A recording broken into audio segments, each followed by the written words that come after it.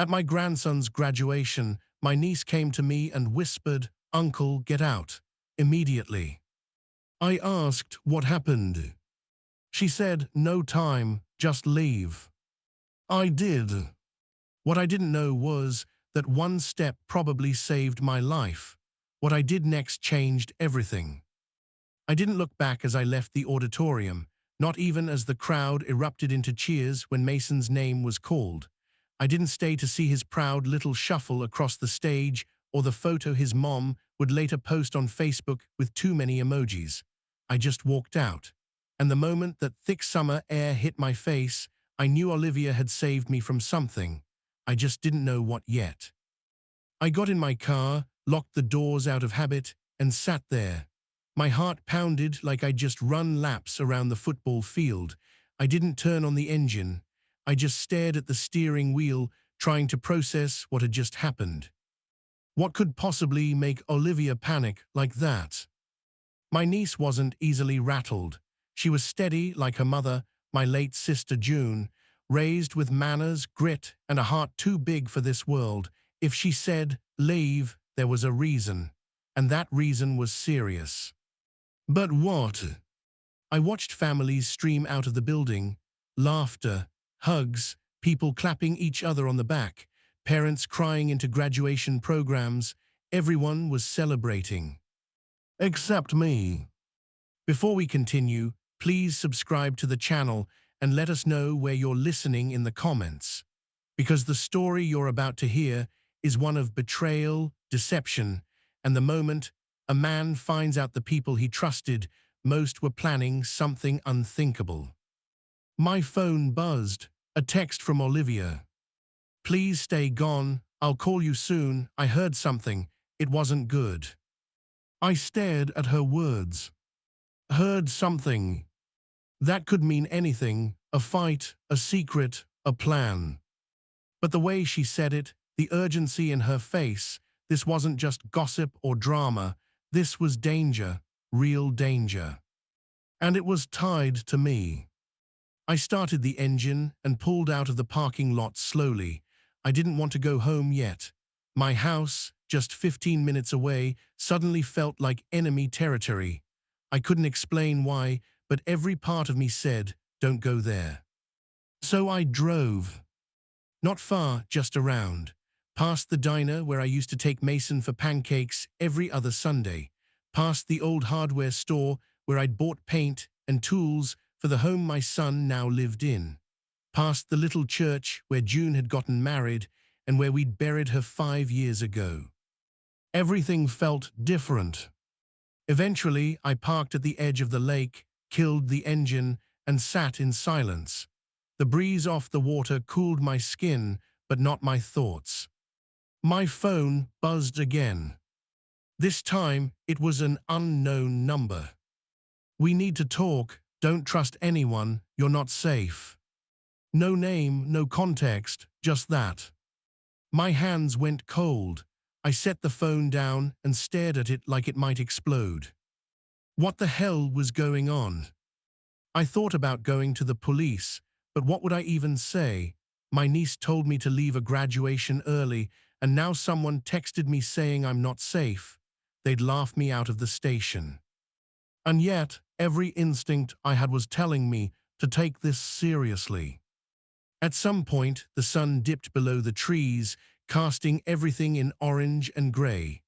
I sat on the hood of my car, arms folded, phone in my pocket, trying to piece together what could possibly be happening. A memory surfaced. Last Thanksgiving. There was a moment, just a glance, that passed between my son, my daughter-in-law, and Olivia's father, Neil. It was small, but I remember it now because I'd felt it then, like I wasn't in on something, like something was being discussed in silence. Some plan, some tension. I thought I was imagining it. Now I wasn't so sure. My phone rang. Olivia. I picked up immediately. "Uncle Jerry," her voice was shaky. "I'm here," I said. "You need to start talking." There was silence, then. I overheard Dad talking to Carl and Melissa. It was last night. I was walking by the guest room and they didn't know I was there. They were talking about tonight. Tonight, she swallowed audibly, about how you'd be out of the picture soon, that it had to happen while people were around, so it wouldn't look suspicious. They said the graduation was perfect. I gripped the phone tighter. Olivia, are you saying? I think they were planning something, Uncle. I don't know what, but they were talking about your will, about assets being frozen, about how it all had to be done before the new documents were signed. Suddenly, I felt sick. 2 months ago, I'd called a lawyer. I'd decided to update my will, remove a few people, add Olivia, rework how the properties would be handled. Only Olivia and I knew, or so I thought. Are you sure they know about the new will? I think they found out. I heard Carl say, we have to move fast. He's changing everything. I didn't speak, because in that moment, I knew. They weren't just talking, they were planning. And if I hadn't gotten up and left when I did, if Olivia hadn't warned me, I might not be sitting at this lake right now. I might not be alive at all. I didn't sleep that night. I parked 2 blocks from my house and watched it from a distance, engine off, lights out. My own home, the place I'd built with my hands after Mason was born, now looked foreign, like a stage set, beautiful, familiar, but wrong. The porch light flicked on at exactly 9 p.m. Melissa stepped out, looked around, then went back inside. The timing was too exact, too rehearsed, like someone was making sure I wasn't home. My phone buzzed. Olivia again. Don't go back, please. I'm trying to find more, but I heard Carl say something about the garage and tonight being final. I don't know what that means, but I don't like it. Neither did I. The garage. I knew what was in there. My tools, a dusty old ladder, a cabinet full of paint, and behind all that, the fuse box, the water heater, the space where I kept the generator, but more importantly, the gas line. I sat back against the seat. That couldn't be it. They wouldn't be that stupid. But then again, I'd been stupid for most of my life, hadn't I? Stupid to think family meant protection. Stupid to think that giving and giving would one day mean getting something back. I scrolled through my contacts and tapped the name I hadn't used in over 6 years. Jerry, the voice answered, low and gruff. Hey Marcus, I know it's late, but I need a favor. There was a pause. What kind of favor? Something's wrong at my house. I need you to look at the gas line. Quietly, discreetly, don't turn on any lights, just check it. Another pause. You think someone tampered with it? I didn't answer. Send the address. I'm 20 minutes out. I hung up and stared at the street. A jogger passed by, earbuds in. A couple walked their dog, laughing under the streetlight. Just another normal neighborhood night. And somewhere inside that house, someone had been planning my funeral. I thought about the last few years. I'd been paying Carl's mortgage ever since he got laid off. Melissa's medical bills when she forgot to renew her insurance. Birthday checks, Christmas vacations. I'd taken them to the Bahamas 3 years ago, paid for the entire family. That trip alone had set me back $11,000. And the whole time they'd been smiling, laughing, saying thank you, while watching the clock, waiting for their payday. It had been building, hadn't it? The snide comments, the questions about my estate, the way Melissa had asked, so what happens if something unexpected happens? Do we split everything right away? I'd laughed it off at the time, said, I plan on living a while longer. Now I wasn't so sure I would have. 20 minutes later, Marcus texted. Call me. I did. It was rigged, he said. Slow leak. Someone pulled the connector on the backup tank line, not enough to explode on its own, but if you started the dryer, maybe lit a cigarette in the garage. He didn't need to say it. I understood. I was supposed to die tonight, in my own house, quietly, tragically. Probably called a freak accident. I pulled over and threw up in a storm drain. For 10 minutes, I couldn't move, couldn't think. The nausea, the betrayal, the sheer weight of knowing that your own blood would rather see you dead than sit at a table and ask for a share, it crushed me. I'd never felt smaller in my life. I drove back to the lake, parked under the same tree, shut off my phone. Then I cried. Not loud, not messy, just the kind of crying that comes when your soul realizes something your heart isn't ready to admit. My family wanted me gone, and they'd almost done it. By morning, my eyes were swollen and my voice was hoarse. I turned my phone back on. 4 missed calls from Carl, 2 from Melissa, 1 from a blocked number. No texts, just voicemails. I didn't listen to any of them. But Olivia had texted again. They're acting like nothing happened, laughing, eating leftover cake. They even toasted Mason's graduation again this morning. She followed it with another message. You're not crazy. I heard them talk about the gas line. They were arguing because Melissa said it was too risky, and Carl said, it's perfect. He uses the dryer every night. I read it twice. Then I did something I hadn't done in years. I opened the manila envelope in my glove compartment, the one that held all the documents I'd been working on, my new will, my power of attorney, the trust funds for Mason and Olivia. Everything was there, signed, notarized, ready to file. I'd been planning to walk it into my lawyer's office next week. Instead, I grabbed a pen and made 2 small changes. I scratched Carl and Melissa's names off the beneficiary list. And next to Olivia's name, I wrote in block letters, full inheritance. I'd call my lawyer Monday and finalize it legally, permanently. But in that moment, it felt like breathing for the first time in years. And it wasn't about the money. It was about truth. About making sure the people who'd tried to end my life for a paycheck would get nothing but dust and locked doors. And the ones who saved it would get everything. I looked out at the lake, the sun rising above it in gold streaks and fire. And I realized my death had been scheduled for last night. But today would be the beginning of something they never saw coming. I met Olivia for breakfast 2 days later, quiet diner, corner booth, neutral ground. She looked pale, not scared anymore, angry. They haven't said a word about you, she said, stirring cream into her coffee. Not one, no mention of where you went, no questions about why you missed the photos. It's like you were never there. I nodded. That didn't surprise me. I'd been disappearing from my own family for years. One uninvited Christmas. A birthday card signed by Melissa, not Carl. Missed calls that were never returned. It hadn't always been that way.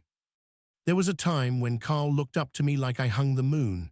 He was 16 when I married his mother, barely out of his rebellious phase. I helped him get through his first heartbreak, co-signed his first car loan, paid for his college when his father disappeared and the tuition bills kept coming. I was the one who walked him down the aisle when Melissa's father refused to come. I built the deck behind their first house. I babysat Mason so they could go on their first weekend away.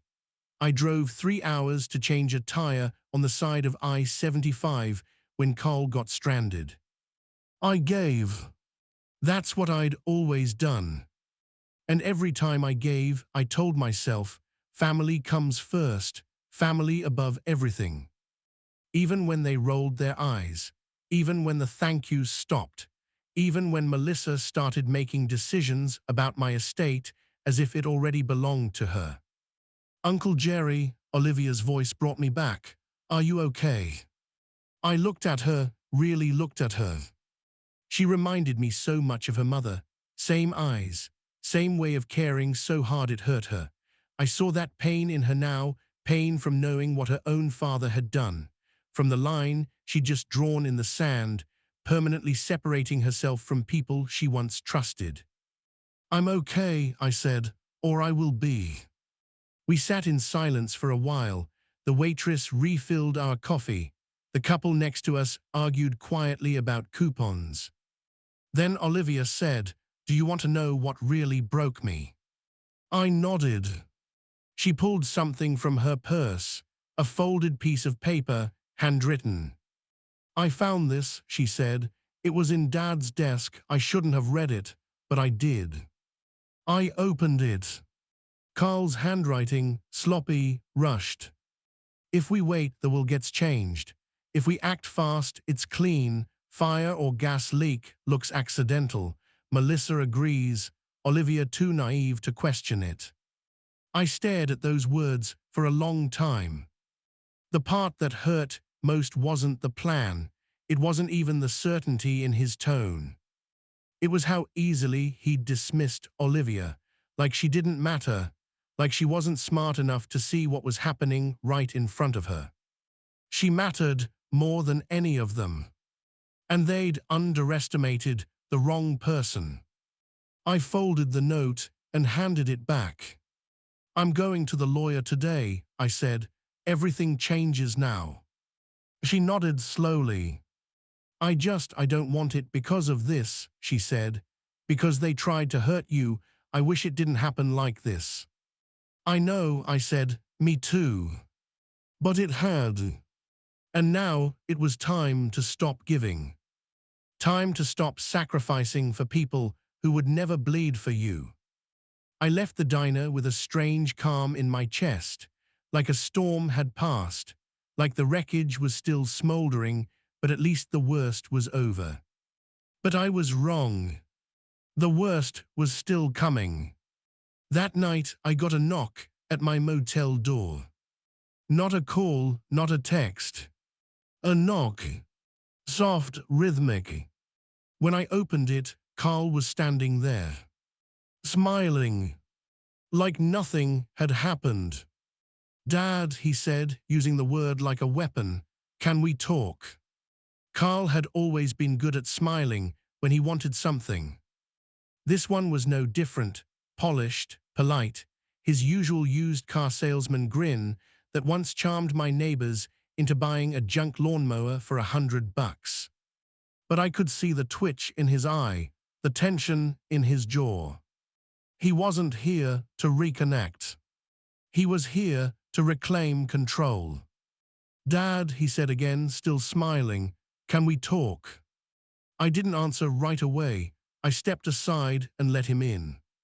He walked in like he owned the place, eyes scanning everything, the bed, the table, the half-empty coffee cup. He even took a long look at the closet door like he expected someone else to jump out. "Nice place," he muttered. "Bit of a downgrade, huh?" I closed the door behind him. "Get to the point." He turned around, grin faltering. "All right then." He reached into his pocket and pulled out a folded envelope, thick, yellow, legal. "Lawyer called," he said there's been some activity about your estate." He tossed the envelope on the motel table like he was throwing down a gauntlet. "I didn't touch it." "You've been busy," he added, "and secretive." I sat down across from him, calm, controlled. "I owe you nothing, Carl." He chuckled. "No, of course not. You just raised me, paid my tuition, kept us afloat after Mom died. But now, I guess I'm disposable." There it was. The victimhood. The rewriting of history. "You're not disposable," I said. "You're dangerous." His eyes narrowed. "You tried to kill me." Carl laughed. It wasn't real laughter. It was tight, high-pitched, the kind of laugh that buys time while your brain scrambles for a lie. You've got it all twisted, he said. That was Melissa's idea. She was being dramatic, talking out loud. Nothing ever happened. I leaned forward, voice low. You disconnected a gas line. You waited until I was supposed to be alone. You told people I'd be out of the picture, and you signed off on it. He said nothing. The motel light buzzed above us. Then he said, "Okay, let's say you're right. Let's say we made a mistake." I raised an eyebrow. A mistake. He shrugged. You weren't exactly being fair, changing the will, cutting people out. You were never entitled to any of it. I was your son. No, I said, cold. You stopped being my son the day you decided my life was worth less than your inheritance. His face twitched. I gave you everything, I said, and you gave me betrayal. You plotted my death while sleeping under my roof, so don't come in here and talk about fairness. He took a deep breath. Look, I came to make things right. All right, we can undo this. We'll go to your lawyer together, figure out something fair. You can change the will back, add a clause, maybe 50-50. Carl. I said it like a period, like the end of a sentence. He stopped. I stood up, walked to the window. The parking lot outside was empty, one flickering streetlight, a soda can rolling in the wind. You already lost, I said. You just haven't realized it yet. He stayed silent. I gave everything to Olivia, I continued. The house, the land, the savings, the stocks, all of it. And I did it legally, irrevocably. You and Melissa, you get nothing. He stood now too. You're bluffing. Ask the lawyer. He stepped closer. You think this is over. You think we'll just go away. No, I said. You'll try to fight. You'll cry in court. You'll say I was manipulated, coerced, unstable. You'll lie like you always do, but you won't win. He stared at me, jaw clenched. Why her? He finally asked. Why Olivia? She warned me. She's a kid, a soft little thing who got lucky overhearing something. That makes her a hero. No, I said, it makes her human. He looked at me like he didn't recognize me anymore. And I guess he didn't. Because the man I used to be, the man who would have forgiven him, would have covered the gas leak, would have let it go for the sake of family, died the moment I realized my son wanted me dead. You think people will believe you? He asked. You think a judge will side with some old man and his niece over his own blood? I think, I said, that the security footage from the garage will speak louder than either of us. His face went pale. I installed it 6 months ago, I added. New camera, night vision, audio. He didn't speak. Walk out now, I said, before you embarrass yourself further. He stood there for a beat, then another. Finally, he turned toward the door. You're going to regret this, he muttered. I didn't respond. When the door clicked shut behind him, I sank into the chair and exhaled. For the first time in days, I felt something like peace. Not joy, not triumph, but something still, something right. I texted Olivia, he came, he's gone now, I told him. She replied instantly, you okay? Yes. You want me to come over? I hesitated, then wrote back, not yet, I just need quiet. She didn't argue. I sat there a long time after that, listening to the fridge hum, watching the shadow of a tree sway against the wall, thinking. Not about what had almost happened, but about what was still coming. Because people like Carl and Melissa don't go down easy. They claw, they spin stories, they gather sympathy, they fight like rats in a corner. And I knew this wasn't the end. It was the beginning of a new war. But this time, I had something they didn't. Proof. And I had someone who stood beside me, not because she wanted something, but because she cared. That kind of loyalty, it's priceless. And for once in my life, I was finally learning how to stop giving to the wrong people and start protecting the right ones. I didn't go back to the motel that night. I knew Carl wouldn't let it go. He'd be back, and next time he might not come alone. There was a look in his IW. Hen he left, cornered, calculating, desperate. Desperate people are dangerous. Instead, I drove 3 hours east to Savannah, checked into a quiet inn run by a retired Navy couple who didn't ask questions, paid in cash, used a different name, left my phone off. I needed time. Time to think, time to plan. This wasn't just about surviving anymore. It was about restoring something they'd tried to steal. My dignity. They didn't just want the house. They wanted the memory of me erased, a clean death, a quick probate, a check in the mail. And for years, I made it easy for them. Every time I bailaid them out, I trained them to believe I'd never stop, that no matter how far they pushed, I'd still show up with a checkbook and a forced smile. Carl thought I'd die the same way I lived, quietly, kindly, forgettably. He was wrong. The next morning, I drove to a storage unit on the outskirts of town. I still had it under my name, though I hadn't visited in over a year. Inside were 3 things I needed. 1, a metal lockbox filled with receipts, emails, and old bank transfers. 2, a laptop with every family email I'd ever archived, including the one where Carl, jokingly, asked if my life insurance was up to date. 3, and the final piece, a voice recorder, old but reliable, the same one I used when I was managing contracts for my construction business back in the 90s. I spent hours sorting through everything, categorizing, printing, creating a timeline. Every favor, every deposit, every manipulation. It wasn't revenge. It was documentation. And when I finished, I called someone I hadn't spoken to in years. Jerry, the voice cracked with age, but I recognized it instantly. "Hi, Claire," I said. "You still practicing?" A soft laugh. "I'm 74 and half retired, but I could never say no to you."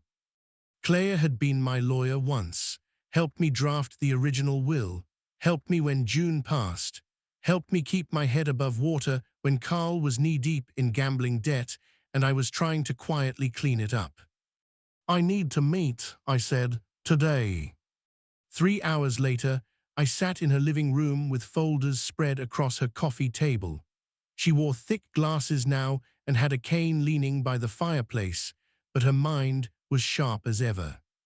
After an hour of reviewing everything, she sat back and folded her hands.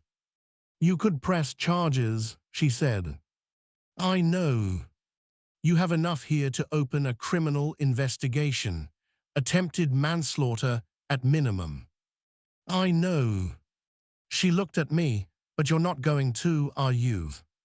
I shook my head. "I don't want courtrooms, I want peace, and I want distance."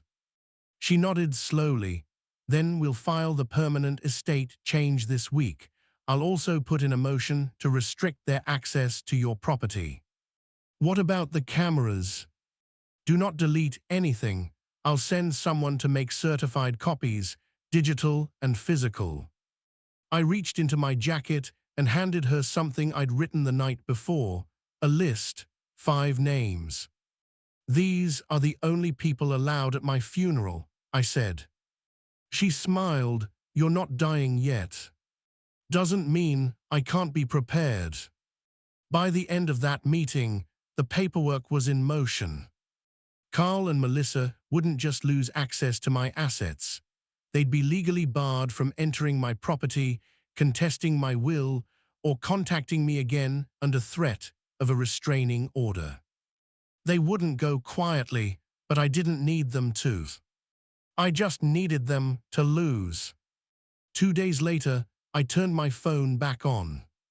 Voicemail after voicemail, Carl's voice shifting from fake concern to venom. You're being manipulated. You'll regret this. You're ruining the family. Melissa even tried the guilt route.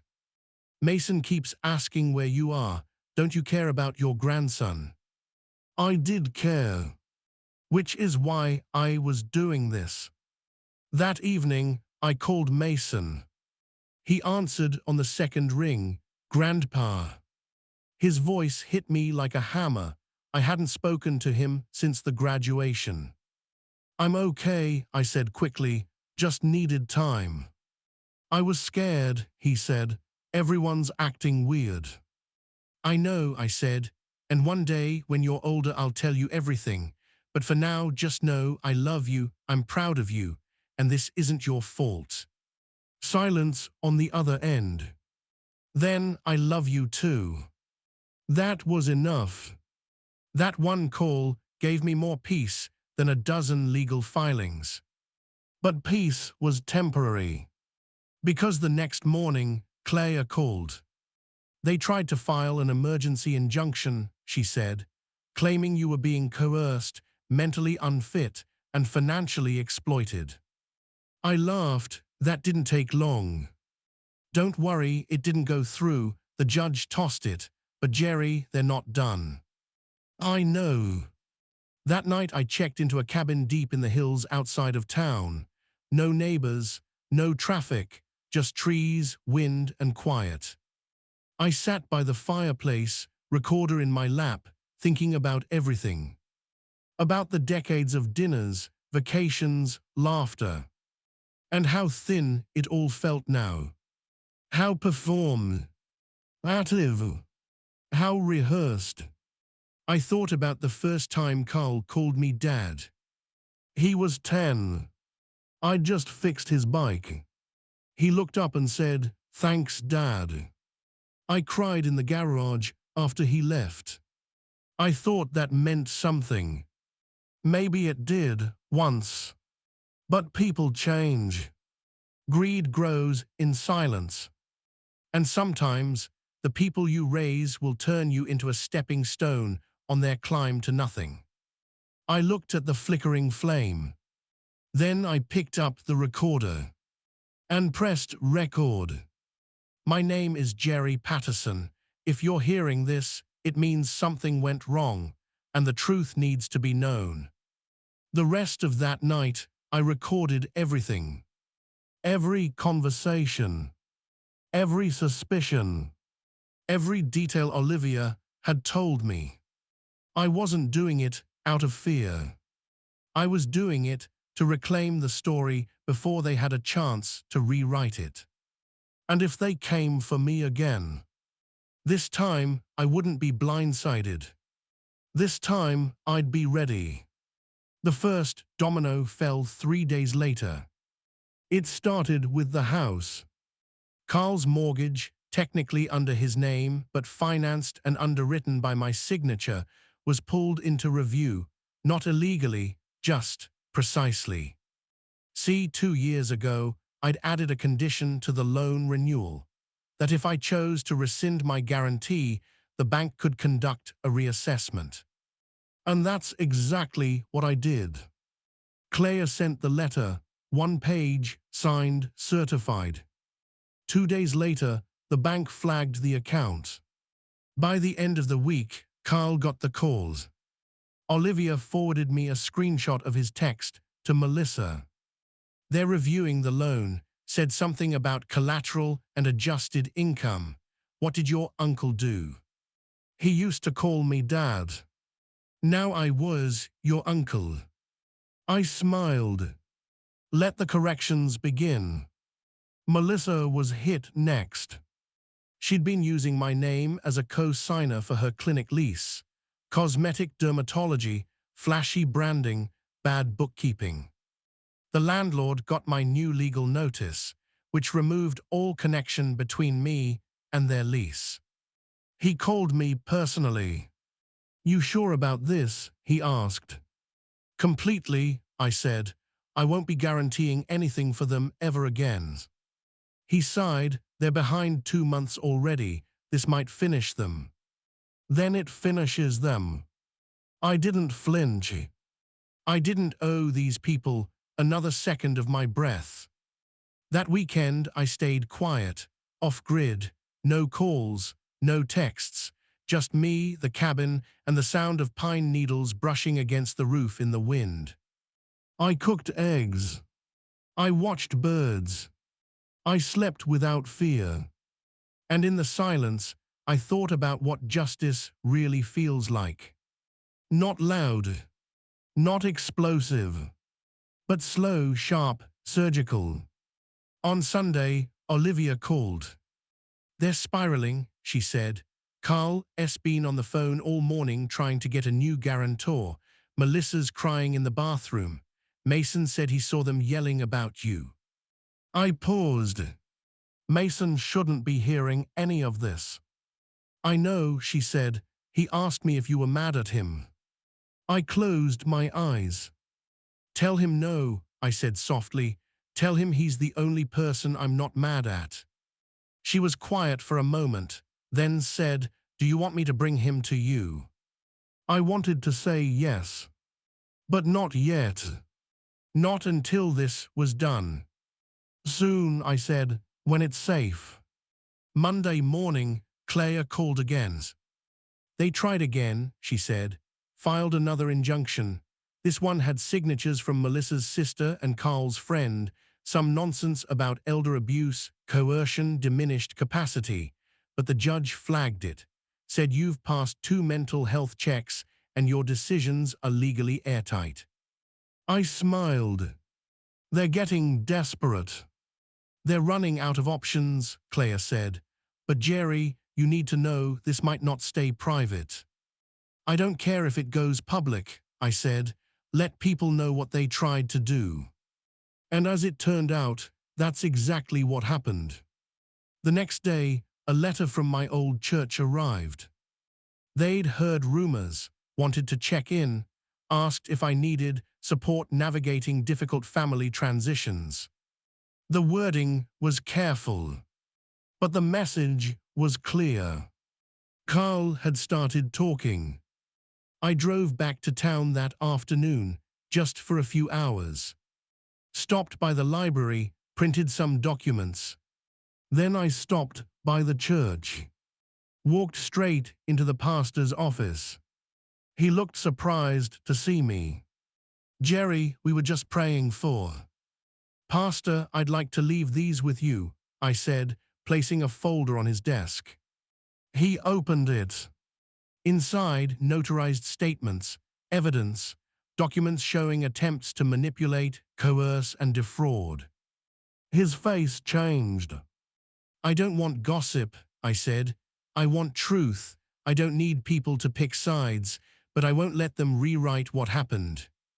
He nodded slowly. Of course, thank you for your transparency. As I walked out, I saw Carl's friend Daniel coming up the steps. He stopped when he saw me, then turned around. That's when I knew word was spreading.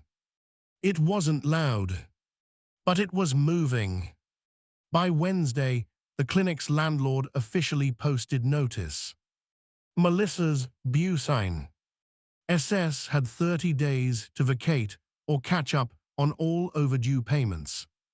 They couldn't. I didn't need to call. I didn't need to gloat. The world was handling that part for me. Thursday, Olivia met me again. This time at the lake. She brought sandwiches. Her eyes looked clearer than they had in weeks. They're not speaking to me, she said. I'm sorry, I replied. I'm not, she said. I'd rather lose liars than lose myself. We sat by the water, ate in silence, watched the wind ripple across the surface. Then she asked, will you come home? I thought about it. About the house. About the walls they'd almost killed me inside. About the memories, both good and poisoned. No, I said, not yet. She nodded. We stayed until the sun dipped low behind the trees. Before she left, I gave her a key. To what? She asked. My cabin. In case. In case anything ever happens, I said. She hugged me tight. And for the first time in weeks, I felt like a human again. Not a target. Not a transaction. Just Jerry. The man who survived. That night I sat on the porch, wrapped in a blanket, and listened to the wind. And I knew I wasn't done yet. There was still one more thing I needed to do. One more visit. One more final conversation. Not for revenge. For closure. And I'd make it the last time I ever saw Carl and Melissa face to face. I didn't tell Olivia I was going. I didn't want her involved in this part. It was something I had to do alone. I drove to their house just after noon, not the main road. I took the back streets, the ones I used to take when bringing Mason's surprise ice cream on hot afternoons. Funny how those same streets now led to confrontation, not joy. When I pulled into the driveway, Melissa was already outside. She looked thinner, older, stress had carved itself across her face. She froze when she saw me. Jerry, she said cautiously, standing near the porch steps like she wasn't sure whether to run or cry. You're not supposed to be here. I won't stay long, I said. Is Carl home? She didn't answer. But the front door opened a second later. Carl stood there, wearing the same expression he had at the motel, cold, controlled, angry beneath the surface. I don't know what you think you're doing, he said. You lost your mind if you think you can just show up here after everything. Funny, I said, stepping up onto the porch. I was about to say the same to you. He crossed his arms. This is harassment. You're violating. No legal violations. I'm still listed as the guarantor on the property title, just haven't rescinded it yet. His mouth snapped shut. I'm here to say something, I said, then I'll leave forever. He said nothing. Melissa looked down at the ground, like she couldn't bear to meet my eyes. I stepped closer, just enough to make them listen, not enough to feel like a threat. You tried to kill me, I said, but even if I hadn't had the proof, I would have known, because people like you, greedy, entitled, you don't plan accidents for people you love. Melissa finally looked up. We were scared. You were changing everything, we thought. No, I said. You didn't think, you schemed, you whispered, you wrote plans, you picked a night, you rigged a gas line, you calculated my death down to the hour, and when it didn't work, you tried to lie your way out of it. Carl opened his mouth, but I held up my hand. I'm not here for apologies. I'm not here for explanations. I'm here for the last word. They didn't stop me. I've changed the will, the estate, the power of attorney, every document. You're both legally and permanently cut out. You'll receive nothing, no appeals, no surprises, it's over. Carl scoffed. You think money makes you the winner. No, I said, money made you the loser. Melissa flinched. I wasn't done. I gave you everything, I said, voice steady, and you gave me poison, not just through wires or fire or leaks, but through years, through silence, through entitlement, through a kind of cruelty that wears a smile at Christmas and keeps receipts behind your back. Melissa's lips trembled. We were just scared. You didn't tell us anything. You made decisions without us. I was never obligated to, I replied. You were adults. I raised you, helped you. I wasn't your retirement plan. Carl stepped forward. You think Olivia deserves all this? For what? listening through a wall. No, I said, for choosing right when it mattered, for not treating people like stepping stones. His eyes darkened. She's not blood, he snapped. I met his gaze. Neither are you, not anymore. The words sat in the air between us like a blade, still, heavy, final. For a second, I thought he'd lunge, scream, swing. But instead, he just stepped back. Then get off my property. I turned to leave. Stopped. Looked back once. Tell Mason I love him, I said quietly. Tell him none of this was ever about him. He'll understand WH. And he's older, maybe. Melissa nodded, without speaking. Carl didn't even look at me. That was fine. Some people only understand value after they've burned the last bridge, and I wasn't going to stand in the ashes waiting for him to realize it. I drove straight back to the cabin. No detours. No music. No emotion. When I got there, I took off my shoes, poured a glass of water, and sat on the porch. I watched the sun start to dip behind the trees. The sky was pink and gold and slow. And for the first time in a long time, I didn't feel like I was running. Not from betrayal. Not from danger. Not from guilt.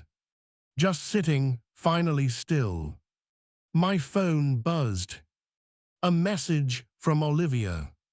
He called, he told Mason you stopped by. Mason wants to talk to you, tomorrow. I typed back one word. Yes. Then I opened the notebook beside me and wrote down 4 lines. Gave everything. Trusted blindly. Nearly died for it. Walked away instead.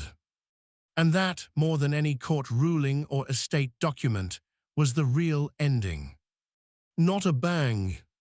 Not a scream.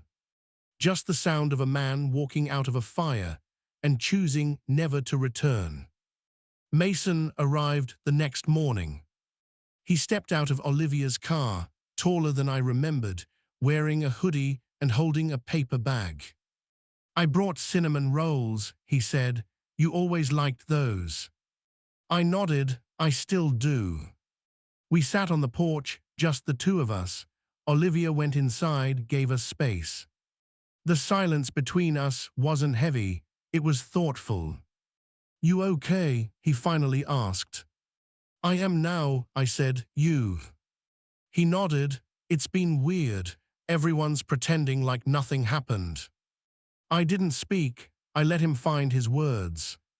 Dad's mad, he said. He keeps saying you betrayed him, that you're punishing us. I'm not punishing you, I said quietly. I'm protecting myself. He looked down at his hands. Did they really try to? He didn't finish the sentence. I didn't make him. I just said yes.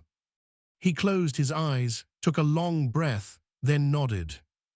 I kinda knew something was wrong, he said, even before Olivia said anything, the way they whispered, the way they looked at each other when you weren't in the room. I studied his face.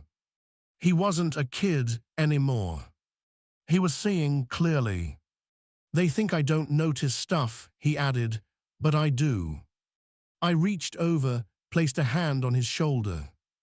I'm sorry you had to grow up faster because of this. I'm not, he said. It made me pay attention. We sat there a little longer. He handed me the cinnamon roll bag. I took one, broke it in half, gave him the bigger piece. Thanks, he said. You're welcome, I replied, and Mason. He looked up. I need you to know something. He waited. You're not your parents, I said. You get to choose the kind of man you want to be. What they did, it doesn't define you. He didn't answer right away. Then I want to be like you. That hit deeper than anything else could have. I'm not perfect, I said. You're honest, he replied. That's enough. That afternoon, we walked around the woods near the cabin, talked about school, about books, about the future. I told him about the lake house I used to dream of buying. He told me he wanted to study architecture. Said he liked building things, things that last. I smiled at that. Before they left, I gave him something, an envelope with my handwriting. Don't open it yet, I said. Save it for when it matters. He nodded, tucking it into his backpack without a word. Olivia hugged me tight. You did it, she whispered. You came out the other side. I couldn't have without you, I said. After they left, the cabin felt quiet again. But not empty. There's a difference. That night, I opened my old photo box. Pictures of Carl as a boy. Family holidays. A torn photo of Melissa from a trip to the mountains. I didn't burn them. Didn't throw them away. I just closed the box, taped it shut, and slid it under the bed. Not out of denial, but because I didn't need to look backward anymore. A few weeks later, I got a letter in the mail. Not from Carl. Not from Melissa. From the bank. Carl's mortgage had defaulted. The guarantor release had triggered a full reassessment. Without my backing, the numbers didn't work. The property was being reclaimed. Another letter came from a mutual friend. Melissa's clinic had officially closed. She posted a cryptic message online about being betrayed by someone she once called family. I didn't reply, didn't comment, didn't gloat. The world had delivered its own verdict, and I was content to let silence be my response. That spring, I planted a small garden behind the cabin. Nothing fancy, just tomatoes, basil, and a few stubborn peppers that didn't want to grow. Every morning, I'd walk out barefoot, feel the dirt, water the plants, sip my coffee. And I thought about peace. Not the peace that comes from escape, but the kind that comes from knowing you made the right choice even when it hurt. One morning, Olivia called. You coming to Mason's college tour? Wouldn't miss it, I said. You know he's still got that envelope, she said, laughing.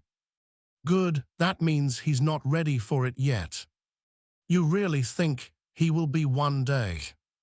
Yes, I said, when he becomes a man who chooses loyalty over blood. She went quiet. Then he already is. The next month, we walked the college campus together, Mason, Olivia, and me.